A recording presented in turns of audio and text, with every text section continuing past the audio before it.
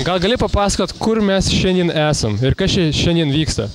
Jūs papuolėte į VGTU architektūros fakulteto vidinį kiemelį. Čia vyksta stalo futbolo čempionatas, atvirasis Lietuvos studentų stalo futbolo čempionatas, kurį organizuoja VGTU architektūros ir aplinkos inžinerijos fakultetai kartu su Nacionalinė stalo futbolo federacija. O kodėl būtent stalo futbolas? Tiesiog paprastai pasakysiu, jis fainas ir užkrečiantis, jis azartiškas, jis užkabina visus. Kaip vyksta, tarkim, atranka, varžybos, kokiu principu išvis, tarkim, vyksta tas stalo futbolas?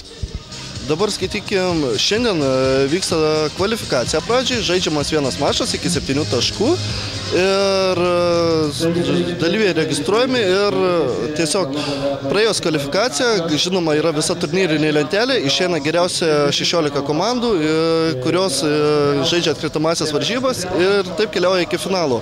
Finale, aišku, sutinka geriausia.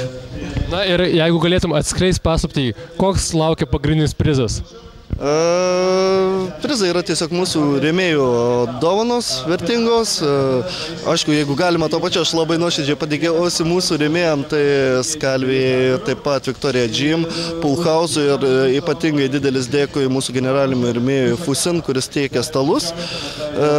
Tai manau, kad iš rėmėjų pavadinimų galima suprasti, kokios dovanėlės ir yra. Aišku, nugalėtų laukia ir medaliai, čia kas be ko. Ką galėtum, tarkim, pasakyti tiems studentams, kurie šiandien visgi neatėjo ir kodėl jie būtent turėjo čia ateiti? Jeigu jie šiandien neatėjo, jie tikrai galės ateiti, bus rengiamas ir antras etapas. Kaip matom, šiandien sulaukėm netoli 70 dalyvių, tai tikrai yra daug. Ir antrame etape siūlau visiems prisijungti, o jie prarado tikrai daug.